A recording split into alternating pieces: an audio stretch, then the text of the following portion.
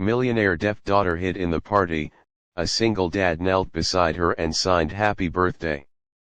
The chandelier sparkled like 1,000 captured stars, and laughter drifted through the vast ballroom like music. Waiters in black ties moved smoothly between tables, balancing trays of champagne flutes. Everyone's eyes were fixed on the grand cake at the center, 5 tiers of sugar roses and glittering gold leaf. It was meant to be the highlight of the evening. But the birthday girl was missing. Evelyn Grant, the billionaire's daughter, was nowhere near the cake, nowhere near the laughter, nowhere near the attention her parents had poured millions into gathering. Instead, she was crouched in the corner of the massive hall, hidden behind a velvet curtain, her knees drawn to her chest. The roar of celebration, the chatter, the applause, the clinking glasses meant nothing to her. She could barely hear it anyway. For Evelyn, silence had been her world since birth. And tonight, silence felt heavier than ever. She had spent weeks dreading this party. Her parents, powerful and proud, had invited the city's elite, hoping to show off not only their wealth but their perfect daughter. Perfect in looks, perfect in manners, but not perfect enough to hear. Not perfect enough to speak like others. No one noticed her slip away. No one except one man. James Carter stood near the back of the ballroom, his tie loosened, his shoulders carrying the tiredness of years lived too fast and too hard. He wasn't part of the glamorous crowd. He was a single dad, working double shifts, invited only because his catering company had been hired for the night.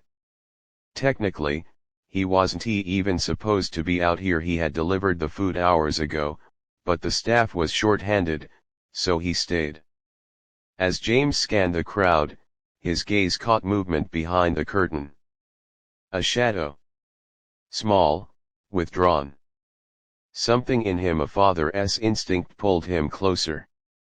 He slipped away from the bustle, moving softly until he reached the corner. And there she was, a young girl in a shimmering silver dress, her eyes brimming with loneliness despite the crowd celebrating her existence just feet away. "Hey," he whispered instinctively, then stopped himself. Her eyes flicked to his, startled, and in that instant, James noticed the hearing aids tucked neatly behind her ears. She wasn't ignoring the party. She was cut off from it. James's heart clenched. His own daughter, Lily, was deaf too. He knew that look, the longing to belong, mixed with the ache of being misunderstood. Slowly, carefully, James lowered himself to one knee beside her, leveling their eyes. And then he did something no one else in the ballroom thought to do. He signed. "Happy birthday." Evelyn's breath caught. For a second, she didn't move, her wide eyes shimmering like glass. Then her lips parted in the tiniest gasp, her hands trembling as though she couldn't believe it. "You know sign language," she signed back, her movements hesitant but clear. James nodded, smiling softly. "My daughter is deaf. She taught me everything."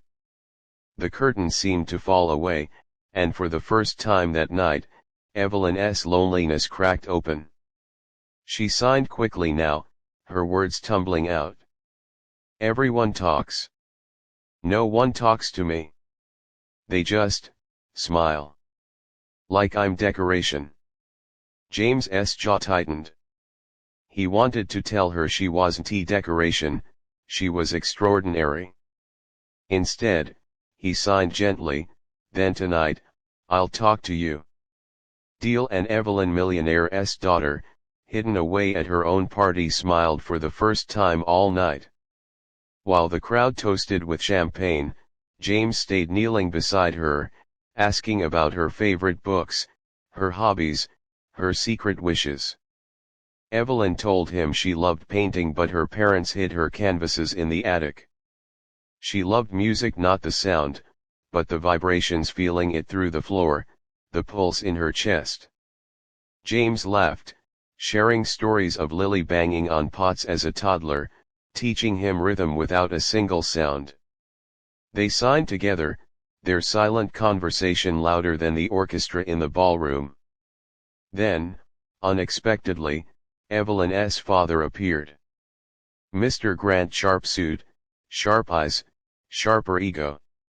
He froze at the sight of his daughter smiling with a stranger. "What's going on here?" he demanded, his voice clipped. Evelyn flinched, shrinking back. But James stayed calm. He rose slowly, meeting Mr. Grant's glare without backing down. "She was alone," James said simply. "I thought someone should wish her happy birthday." Mr. Grant's jaw tightened. "She's fine. She doesn't need." "She needs to be seen," James interrupted, his tone firm but respectful. Then, before Mr. Grant could respond, James lifted his hands and signed directly to Evelyn again. "You are special. Don't forget that." Her eyes filled with tears. For once, someone hadn't spoken about her, but to her. And in that moment, something shifted. Because Mr. Grant, who had spent years burying his discomfort in money and appearances, realized he couldn't remember the last time his daughter had looked so alive. He didn't know sign language. He'd never bothered to learn. But this stranger, a single dad, a nobody in his world, had given Evelyn more in 5 minutes than he had in 15 years. The silence stretched heavy between them, until Evelyn herself broke it. With trembling hands, she signed to her father, "Please, learn my language." Mr. Grant's throat worked, his eyes flicking from her to James. For the first time, the billionaire didn't have an answer. But James did. "Start tonight," he said softly. "It's never too late." The orchestra swelled. Guests raised glasses. Cameras flashed. But the real celebration was happening in the quiet corner of the ballroom, where a girl who had hidden from her own party finally felt seen. And where a single dad's small act of kindness cracked open a door that had been closed for far too long.